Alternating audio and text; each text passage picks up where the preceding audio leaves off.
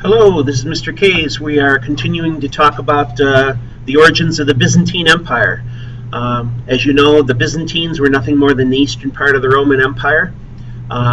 Last time we talked in 11.1a, we saw that Justinian was the man. He developed Constantinople into something great. Well, today it's 11.1b. We're going to finish up. And we're going to focus on the fact that Byzantium not only was a center of trade, but also learning. Families valued education, and they sent students to monasteries, public education, and they even used tutors. It's Byzantium, as well as the Muslims, that preserved Greek and Roman classic culture at a time when, in the Middle Ages, Western Europe could not. Now, the Byzantines are going to face a whole host of enemies. First enemy is going to be in the form of disease, a plague. It resembled the bubonic plague that we see of the Middle Ages, and it returns every 8 to 12 years until about the year 700 AD when it finally faded out. But it weakened the population. It left the Byzantines with a small population. It exposed it to invasion. Another enemy is these invaders, these ankle-biter tribes. They were invaded from all sides. From the east, we see the Persians. From the west, we see the Ostrogoths and the Visigoths. They kept nipping at the heels of the Byzantines, just like at Rome.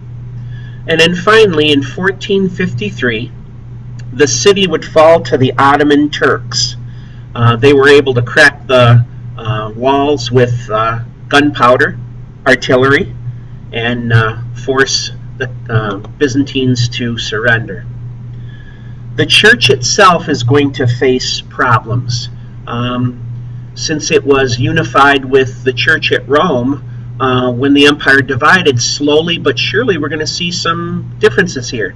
The fact that there's a long distance between Constantinople and Rome and the lack of contact is going to lead to eventually a difference of doctrines and rituals, and it's going to cause the church to split up. At Rome, we see the church ruled by the Pope. At Constantinople, we see the Patriarch that rules. He is the leading bishop of the East. But even the Patriarch had to bow to the Emperor. That wasn't so in the West, where the Pope was higher than the Emperor. And that's going to cause some problems.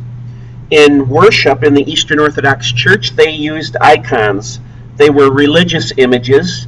Typically, they were painted wooden pictures of Mary, the mother of Jesus, and the infant Jesus, maybe saints, Christ crucified, and that was used in the aid of their devotions. Well, there's going to be a problem. The Pope was scared that the Eastern Orthodox Church were using these as idols. And so he sent a group of people called iconoclasts, who were icon breakers. They came in to the churches and destroyed these images because, again, we see that they were seen as idols. Eventually, there is going to be the Pope that excommunicates the Patriarch excommunicates the Pope, and the two cities are going to be the centers of, respectively, Roman Catholicism and Eastern Orthodoxy. Excommunication means that you were outcast from the church. You couldn't go to church, you couldn't get married, you couldn't get buried in the church. You were, in a sense, damned for all eternity. That's what excommunication meant. So, with this dispute over religious doctrine, it's going to lead to this schism or split that is permanent to this day. Since Rome was winning converts among the ankle-biter tribes of Western Europe with Christian missionary activity, Eastern Orthodox Church felt that they needed to do the same thing. And so they began to send out missionaries themselves. Both forms of Christianity began to compete for followers. This leads us to two Eastern Orthodox missionaries, Saint Methodius and Saint Cyril, Cyril. They worked among the Slavs, Slavs, north of the Black Sea in the 9th century AD. That's the 800s AD. And as they preached Christ to these heathen folks, they began to develop an alphabet for the Slavic people that is in use today. That's called the Cyrillic alphabet. So it is a Slavic alphabet used among the Slavic people, including the Russians. And you see at the very bottom of this slide here the Cyrillic alphabet. You see symbols that are Greek that we can identify, and then there's some symbols that were made up.